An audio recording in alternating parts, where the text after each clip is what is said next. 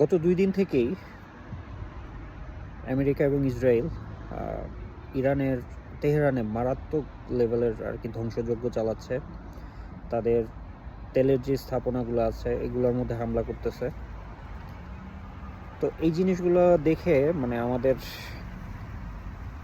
Social মিডিয়াতে দেখলাম আর কি, আমাদের দেশের মানুষজন মারাত্মক প্যানিক করতেছে যে শেষ, ইরান সেকেন্ড গাজা হয়ে যাচ্ছে, ইরানকে একদম মাটির সাথে মিশাই দিচ্ছে, তেহরান একদম ধ্বংস হয়ে গেল।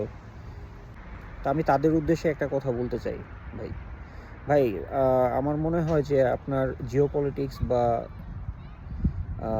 দুনিয়াকে দেখার দৃষ্টিভঙ্গিকে আরও একটু বড় করা দরকার। হ্যাঁ, আপনি কি মনে করেন যে মানে ইরান মানেই কি শুধু তেহরান? হ্যাঁ, একটা দেশের রাজধানী অনেক বেশি গুরুত্বপূর্ণ, এটা ঠিক আছে, বাট ইরান হচ্ছে 17 লক্ষ বর্গ কিলোমিটারের একটা দেশ, বাংলাদেশের অলমোস্ট 15টার সমান।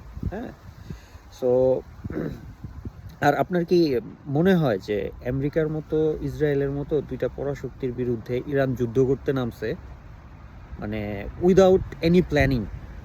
ঠিক আছে, এটা আপনার কাছে মনে হয়?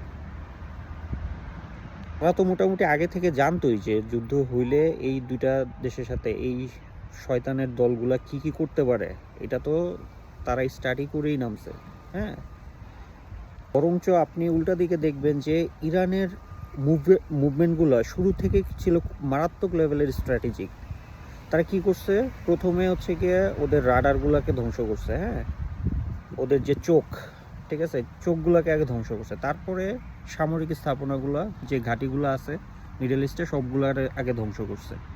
তারপর কি করলো, হরমুজ প্রণালী, যেটা হচ্ছে জ্বালানি সেক্টরের, পৃথিবীর জ্বালানি সেক্টরের যেটা হচ্ছে গিয়ে হার্ট, সেটাকে ব্লক করছে। হ্যাঁ, তারপরে সেই দিন দেখলাম যে ইরান কি করছে, ডেটা সেন্টারগুলো আমেরিকার মধ্যপ্রাচ্যে যে ডেটা সেন্টারগুলো আছে সেগুলোতে অ্যাটাক করছে, মানে যেখান থেকে গোয়েন্দা নজরদারি করা হয়। এবং আমি মোটামুটি প্রচুর জিওপলিটিক্যাল অ্যানালিস্টের ভিডিও দেখছি, যারা এক বাক্যে একটা কথাই বলতেছে যে অ্যাটলিস্ট মানে ইরানের যে ভৌগোলিক যেই অবস্থান এবং যেই পরিমাণ বড় দেশ, এটাকে গ্রাউন্ড ইনভেশন করে জীবনেও মানে এটা দখল করা সম্ভব না। সো খেলাটা এত সহজ মনে করে না, এরা জানতো ইরান সব প্রস্তুতি নিয়েই আমেরিকার সাথে খেলতে নামছে। ঠিক আছে, সো এত প্যানিক করার কিছু নাই।